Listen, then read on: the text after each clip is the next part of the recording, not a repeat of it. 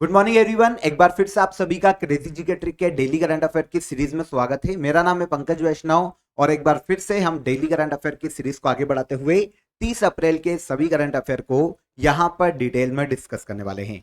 Video में and तक बने रहिएगा। पसंद आए तो लाइक कीजिएगा।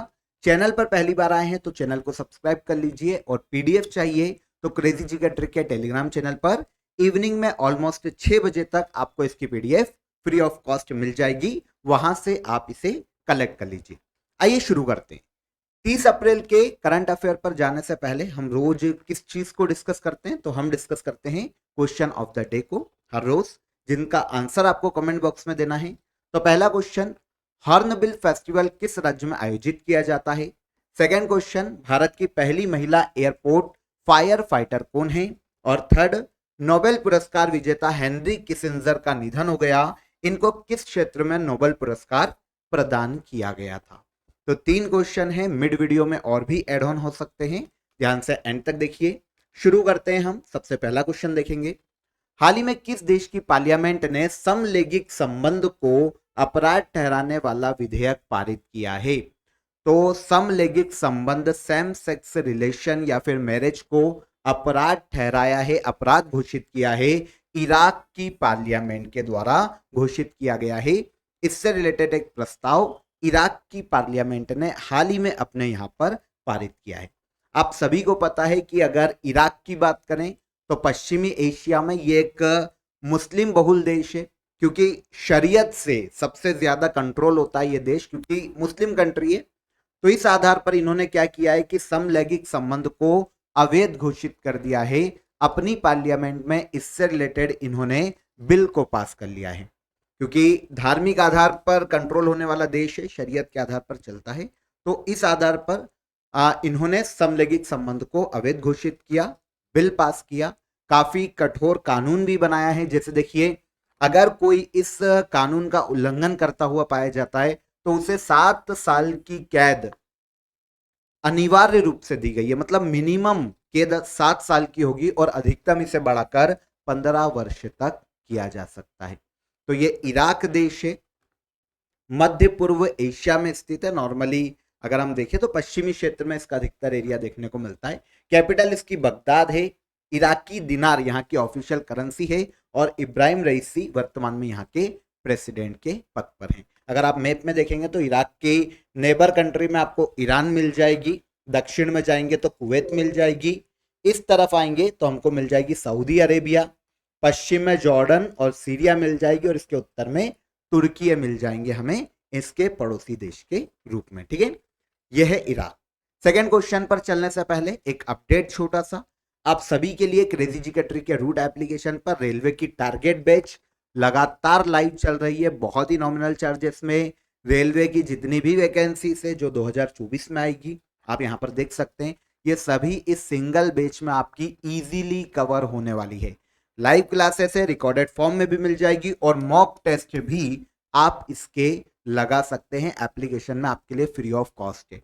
देखिए, अगर आपकी प्रिपरेशन पूरी है तो आप टेस्ट सीरीज ज्वाइन कर सकते हैं। रेलवे की टेस्ट सीरीज भी आपके लिए अवेलेबल है रूट एप्लीकेशन पर। 20,000 प्लस क्वेश्चन आपको वहां पर देखने को मिल जाएंगे। और अगर आप एसएससी के प्रिपरेशन कर रहे हैं तो इसके लिए भी आपके लिए लाइव बैच क्रेजी जी के ट्रिक के रूट एप्लीकेशन पर मिल जाएगी। तो रूट एप्लीकेशन को आप डाउनलोड कर लीजिए प्ले स्टोर से, लिंक आपको डिस्क्रिप्शन में दी गई है। कोई भी प्रॉब्लम आती है तो आप नीचे दिए गए हेल्पलाइन नंबर पर भी कॉल कर सकते हैं।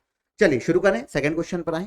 किस राज्य के कपड़ा शिल्प कला अजरख को जीआई टैग दिया गया।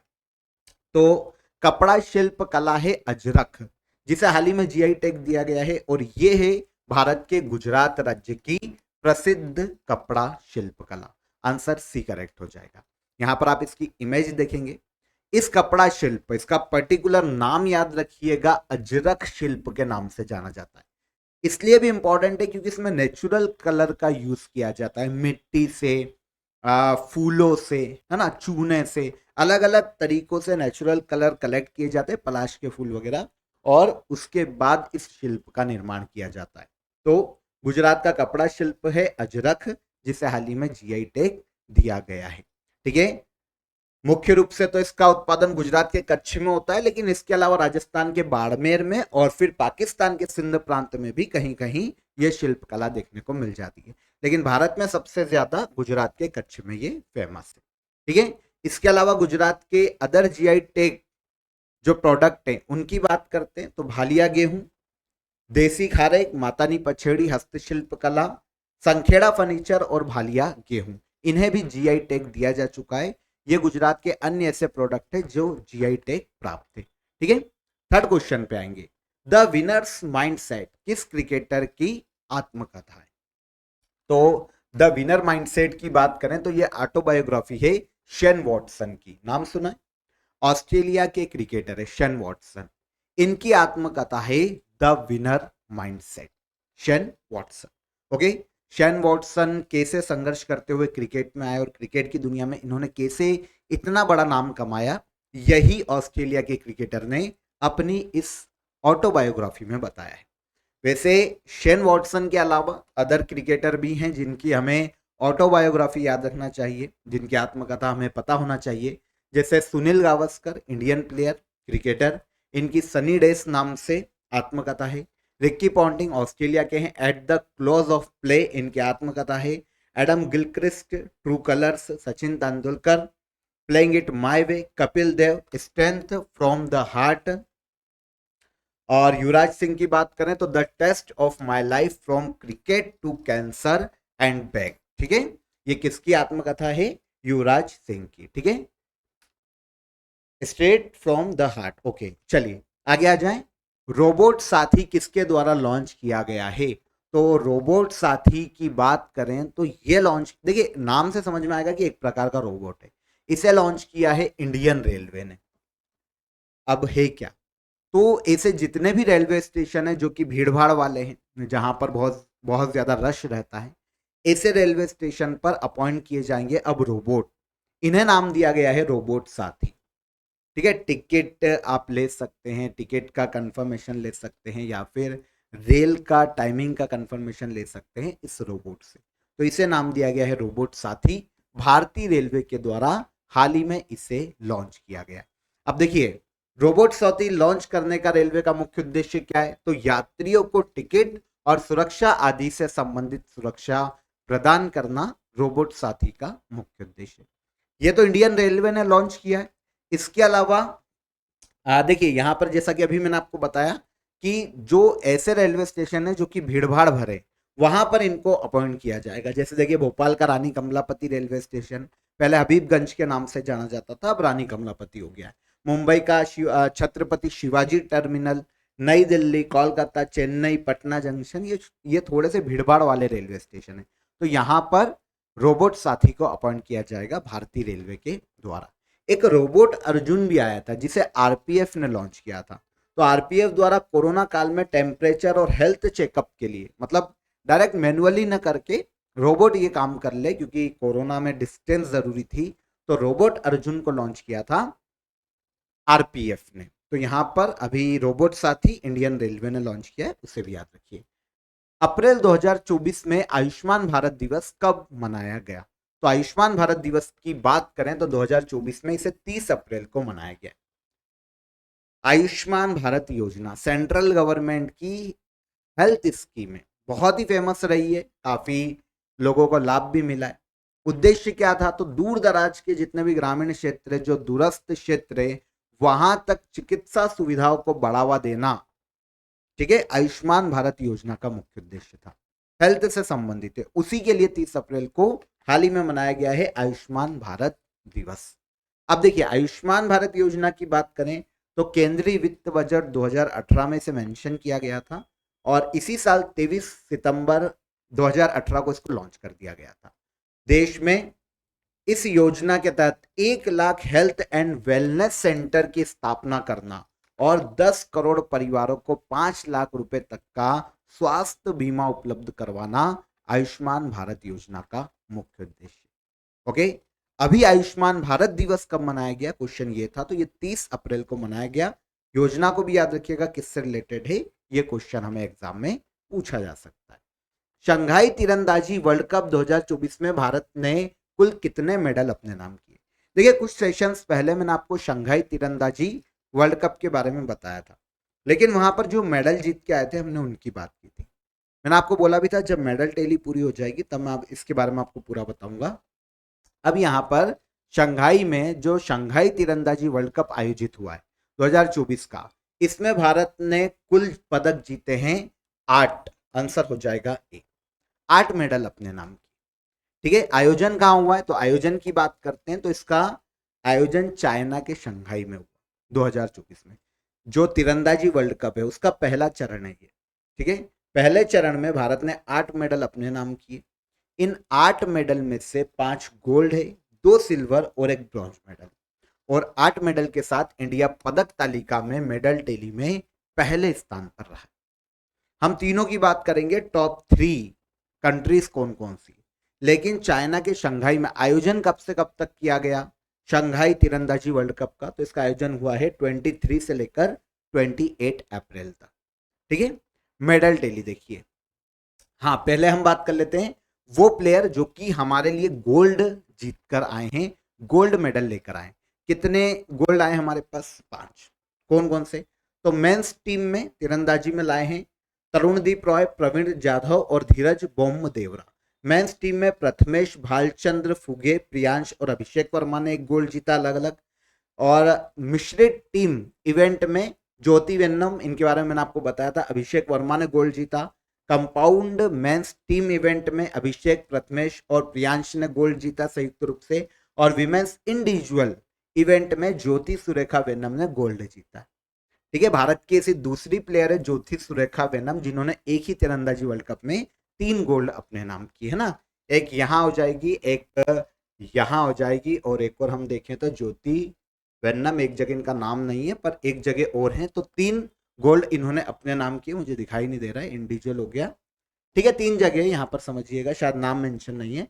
तो 3 गोल्ड इन्होंने अपने नाम किए हैं। ये ऐसा करने वाली दूसरी प्लेयर है भारत की, ज्योति सुरेखा वेन्नम। इनको भी आप याद रखिए। वैसे मैंने लास्ट सेशन में शायद आपको बताया भी था, इसके बारे में अपडेट दिया था। अब यहाँ पर हम मेडल टेली को समझ लेते हैं कि हमारी मेडल टेली क्या कहती है। तो देखिए मेडल टेली में ये है टॉप 3 कंट्रीज। पहली हो जाती है इंडिया जिसने 5 गोल्ड, 2 सिल्वर और 1 ब्रॉन्ज जीता। कितने हो गए? 8। फिर हो जाता है साउथ कोरिया सेकंड नंबर पर 7 मेडल के साथ, और स्पेन हो जाता है थर्ड 2 मेडल के साथ। इंडिया फर्स्ट है तो आप फर्स्ट को याद रखिए, हमारा काम हो जाएगा। ठीक है, चर्चित राष्ट्रीय न्यायिक नियुक्ति आयोग को किस संवैधानिक संशोधन द्वारा संवैधानिक दर्जा दिया गया था? ठीक है, नेशनल जुडिशियल अपॉइंटमेंट कमीशन, राष्ट्रीय न्यायिक नियुक्ति आयोग, इसे संवैधानिक दर्जा मिला था 99th अमेंडमेंट एक्ट के द्वारा 2014। ठीक है, 2014 99th amendment act.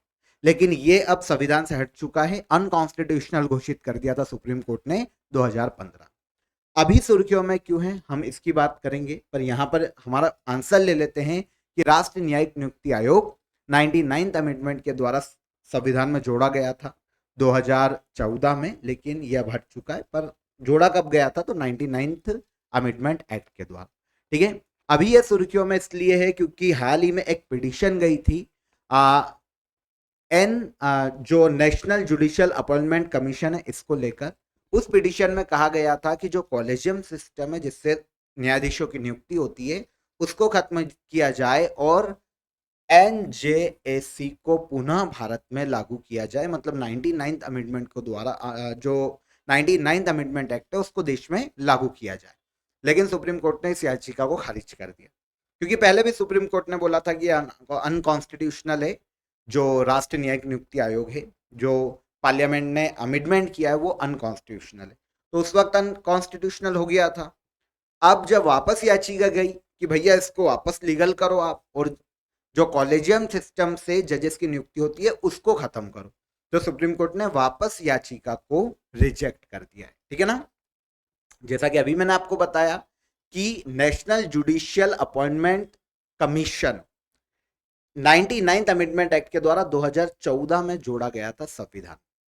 Collegium system की जगह पर इसको लाया गया था जिसके द्वारा भारत में जजेस की नियुक्ति होती है हाई कोर्ट और सुप्रीम कोर्ट में। अब ये प्रावधान किया गया था जब इसको 99th अमेंडमेंट एक्ट के द्वारा लाया गया कि भैया जजेस के अलावा, ठीक है, सुप्रीम कोर्ट के जजेस के अलावा जजेस की नियुक्ति वाला जो एक जो बोल सकते हैं हम संस्था है या फिर वो जो कमेटी बनी है, उसमें गैर न्यायिक सदस्य भी होंगे, जिसमें कानून मंत्री होगा और 2 अन्य प्रतिष्ठित व्यक्ति होंगे जो जुडिशियरी के अलावा आएंगे। तो ये 3 व्यक्ति हो जाते हैं। देखिए, एक गैर न्यायिक सदस्य, गैर न्यायिक सदस्य में केंद्रीय कानून मंत्री तो ठीक है, ये 2 अदर हो जाते हैं। तो पार्लियामेंट ने उस वक्त कर दिया अमेंडमेंट, लेकिन आगे चलकर एक पिटीशन जाती है supreme court, advocate on record association, ठीक है, supreme court advocate on record association और भारत संघ का ये मामला था वर्सेस इंडिया, ठीक है। 2015 में ये पिटीशन थी। इसमें यह कहा गया था कि भैया जो 99th अमेंडमेंट एक्ट है उसको आप इलीगल घोषित करो, अनकॉन्स्टिट्यूशनल घोषित करो, क्योंकि वो कहीं ना कहीं भाई इफेक्ट कर रहा है जो पावर सेपरेशन है देश में उसको। तो सुप्रीम कोर्ट ने इसको सही माना और सुप्रीम कोर्ट ने भी यही कहा कि भाई जो 99th अमेंडमेंट एक्ट पार्लियामेंट ने किया है वो अनकॉन्स्टिट्यूशनल है, क्योंकि वो पावर ऑफ सेपरेशन या यूं कहें सेपरेशन ऑफ पावर उसको वॉयलेट करता है, जो कि हमारे भारतीय संविधान का मूल ढांचे का अंग है। ओके, तो वो हो गई अनकॉन्स्टिट्यूशनल, ठीक है। कॉलेजियम प्रणाली जिसके आधार पर अभी तक देश में जजेस की नियुक्ति की करी जा रही है, उसमें देखिए क्या है, उसमें सुप्रीम कोर्ट और हाई कोर्ट के जजेस की नियुक्ति होती है। इस प्रणाली से सुप्रीम कोर्ट के जजेस की नियुक्ति आर्टिकल 124 के तहत की जाती है और हाई कोर्ट के जजेस की नियुक्ति 217 आर्टिकल के तहत की जाती है। किसके द्वारा? राष्ट्रपति के द्वारा। अब इस कॉलेजियम सिस्टम में होता क्या है कि एक चीफ जस्टिस ऑफ इंडिया होते हैं और 4 और जजेस होते हैं, और ये 5 लोगों की कमेटी जो कॉलेजियम है ये जजेस का इलेक्शन करते हैं, जजेस का चुनाव करते हैं सुप्रीम कोर्ट के लिए। हाई कोर्ट की प्रोसीजर थोड़ी सी अलग है, पर वो भी कॉलेजियम, ठीक है। अभी हम उसमें इतना डीप में नहीं जा रहे, पर आपको ये समझ में आ गया कि जो न्यायिक नियुक्ति आयोग का गठन हुआ था वो अनकॉन्स्टिट्यूशनल हो चुका है, वो अब लागू नहीं है देश में, और कॉलेजियम प्रणाली के आधार पर ही देश में जजेस की नियुक्ति की जाती। चलिए, हाल ही में समाचार में देखी गई ब्रू समुदाय निम्नलिखित में से किस राज्य से संबंधित है? तो ब्रू समुदाय जो कि अभी सुर्खियों में है, ये त्रिपुरा और मिजोरम पूर्वोत्तर भारत में निवास करने वाले एक समुदाय है। तो आंसर हो जाएगा 1 और 2, यहां पर दोनों ही सही है। अब ब्रू समुदाय सुर्खियों में क्यों है? वो इसलिए क्योंकि हाल ही में इन्होंने पहली बार अपने मत अधिकार का उपयोग किया है, जो 8वीं लोकसभा का इलेक्शन है उसमें। पूर्वोत्तर राज्य त्रिपुरा, मिजोरम और असम में ब्रू समुदाय के लोग देखने को मिलते हैं, ठीक है। ब्रू समुदाय को पूर्वोत्तर भारत में रियांग के नाम से भी जाना जाता है, काफी फेमस है ये। मिजोरम, त्रिपुरा और दक्षिणी असम के कुछ हिस्सों में इनका निवास हमेशा से देखने को मिला है। त्रिपुरा में रियांग को, जो बहुत ही कमजोर जनजाति समूह है, विशेष रूप से कमजोर जनजाति समूह, इनका दर्जा प्राप्त है। इसके बारे में भी मैं आपको पहले एक सेशन में बता चुका हूं। तो यहां पर क्वेश्चन यही पूछा गया है कि ब्रू समुदाय कहां निवास करता है? तो 3 राज्य याद रखिए, त्रिपुरा, मिजोरम और असम, ठीक है। ठीक है, आगे बढ़ेंगे। खनन मंत्रालय द्वारा खनिज शिखर सम्मेलन का आयोजन कहां किया जा रहा है? तो मिनरल समिट का आयोजन भारत की जो मिनिस्ट्री ऑफ माइंस है इसके द्वारा किया जा रहा है नई दिल्ली में। ऐसे सम्मेलन नॉर्मली देखिए नई दिल्ली में ही होते हैं, तो कंफ्यूज मत होइएगा अगर एग्जाम में भी क्वेश्चन आता और याद नहीं हो तो दिल्ली अगर ऑप्शन में है तो आप लगा के आना। 90% तो उम्मीद है कि वो आंसर हमारा सही हो जाए, ठीक है। तो भारत की जो मिनिस्ट्री ऑफ माइंस है, खनन मंत्रालय है, उसके द्वारा नई दिल्ली में इंडिया हैबिटेट सेंटर है, यहां पर 2 दिवसीय खनिज शिखर सम्मेलन का आयोजन किया जा रहा है। उद्देश्य की बात करें तो भारत में जितने भी महत्वपूर्ण खनिज है उनकी प्रोसेसिंग के क्षेत्र में सहयोग को बढ़ावा देना, खनिज के क्षेत्र में आपसी ज्ञान को साझा करना, नए इनोवेशन को प्रोत्साहित करना, इस सम्मेलन को आयोजित किए जाने का मुख्य उद्देश्य है। ये 2 दिवसीय खनिज शिखर सम्मेलन है, खनन मंत्रालय ने आयोजित किया है नई दिल्ली में। लास्ट क्वेश्चन देखिए, निम्न में से किस पोर्ट को भारत के शिपिंग मंत्रालय द्वारा पहले ट्रांसशिपमेंट पोर्ट के रूप में संचालन को मंजूरी दी गई है। तो देखिए, भारत का पहला ट्रांसशिपमेंट पोर्ट है ना, यहां पर याद रखिएगा ट्रांसशिपमेंट पोर्ट। पहले ये समझिए कि ये क्या होता है। तो देखिए, होता क्या है कि जो बड़े बड़े जहाज होते हैं, कार्गो जहाज बड़े बड़े, जिन पर जैसे यूरोप से लद कर सामान आ रहा है, इंडिया में भी डिलीवर करना, अब उन कार्गो जहाज बहुत बड़े रहते हैं, उनको गहरे पानी वाले पोर्ट चाहिए। भारत में जो आप दक्षिण भारत का एरिया देखते हैं, वहां पर अभी तक ऐसा कोई भी पोर्ट नहीं था कि जहां पर इन शिप्स को रोका जाए और फिर इनसे सामान को भारत के अलग अलग एरिया में डिलीवर्ड किया जाए। तो ये शिप भारत नहीं आ सकते तो ये रुकते रुकते थे कहां पर, सिंगापुर, श्रीलंका। और यहां से फिर क्या होता था, ये जो कार्गो है, जो सामान है, उनको छोटी शिप में लादकर फिर भारत लाया जाता था। इससे क्या होता था, कॉस्टिंग बढ़ती किसी भी चीज की, क्योंकि वो डायरेक्ट भारत नहीं आ पा रहा है, फिर दूसरी शिप का यूज किया जाना पड़ रहा है, तो कॉस्टिंग बढ़ती है। और मैन्युफैक्चर में भारत को क्या है, थोड़ा सा अगर लीड लेना है तो ये जरूरी है कि भारत के पास ऐसे बड़े पोर्ट हो कि यूरोप, उत्तरी अमेरिका, दक्षिणी अमेरिका से डायरेक्ट बड़े बड़े शिप सामान लादकर इंडिया में ही लाए जा सके। तो ये ट्रांसशिपमेंट पोर्ट है। भारत में अभी तक ऐसा कोई पोर्ट नहीं था, लेकिन अब पहला ट्रांसशिपमेंट पोर्ट का दर्जा दिया है भारत की शिपिंग मिनिस्ट्री ने। यह है विज़िनजेम पोर्ट। आंसर हो जाएगा, आंसर है कहां पर है, तो ये भारत के केरल राज्य में स्थित है। आई होप समझ में आ गया होगा कि क्या है। तो विज़िनजेम पोर्ट है ये भारत के केरल राज्य में, जिसे भारत की शिपिंग मंत्रालय ने पहले ट्रांसशिपमेंट पोर्ट का दर्जा दिया है और इसके संचालन को मंजूरी प्रदान की है। ठीक है, तो ये मैंने आपको बता दिया है। परियोजना का लक्ष्य क्या है, तो भारतीय कार्गो बाजार के एक हिस्से पर कब्जा करना। अभी तक क्या होता है, जैसा कि मैंने आपको बताया, ऐसा जो ये जो हम देख रहे हैं ट्रांसशिपमेंट पोर्ट, ये अभी तक भारत में नहीं था। तो जो सामान थे वो कोलंबो, श्रीलंका, है ना, और सिंगापुर जैसे अलग अलग बंदरगाहों तक ही जाता था, और वहां से छोटे जहाज में इंडिया आता था शिप में। तो ऐसे विदेशी बंदरगाहों के माध्यम से सालाना 10 लाख से अधिक कंटेनरों का जो स्थानांतरण होता है, और जिसमें भारत को शुल्क भी आता, भारत को टैक्स भी आता, और बहुत सारी चीजें होती, उससे अभी तक हम मात कर रहे थे। तो अब डायरेक्ट ऐसे बड़े जहाज भारतीय विज़िनजेम पोर्ट पर आ जाएंगे, जो कि केरल राज्य में स्थित है। अब यहाँ पर यह याद रखना चाहिए कि इसमें अडानी समूह की बहुत बड़ी हिस्सेदारी है। ये अडानी समूह का पोर्ट है और अडानी समूह ने ही इस पोर्ट को विकसित किया है। वैसे मैं आपको आवश्यकता बता ही चुका हूं कि क्यों है। देखिए, भारत में 12 बड़े बंदरगाह, प्रमुख बंदरगाह, हालांकि देश में अभी तक ऐसा कोई भी बड़ा बंदरगाह नहीं है जो कि गहरे पानी का हो, मेगा पोर्ट हो, और ऐसी जगह पर टर्मिनल की जो इंफ्रास्ट्रक्चर होती है उसके भी काफी अभाव अभी तक भारत में देखने को मिला है। भारत का लगभग 75% ट्रांसशिपमेंट कार्गो जो है उसका परिचालन भारत के बाहर के बंदरगाहों पे ही होता है। मतलब 75% सामान हमारा वहां उतरता है और फिर इंडिया में छोटे शिप से लाते हैं, कॉस्टिंग बढ़ती है, हमारे पास भी महंगा आता है। तो भाई अब उसका तोड़ है ये ट्रांसशिपमेंट पोर्ट। कौन सा है, क्वेश्चन आएगा। तो विज़िनजेम पोर्ट है भारत के केरल राज्य में, भारत का पहला ट्रांसशिपमेंट पोर्ट। कंफर्म। तो यहां पर 30 अप्रैल के सभी करंट अफेयर को हमने डिटेल में समझा। अब हम बात करेंगे लास्ट डे के रिवीजन की। किस भारतीय क्रिकेटर को ICC men's T20 world cup 2024 का ब्रांड एम्बेसडर बनाया गया है? तो एक तो हुसैन बोल्ट थे, यहां पर हमने पढ़े थे युवराज सिंह। आगे बढ़ेंगे।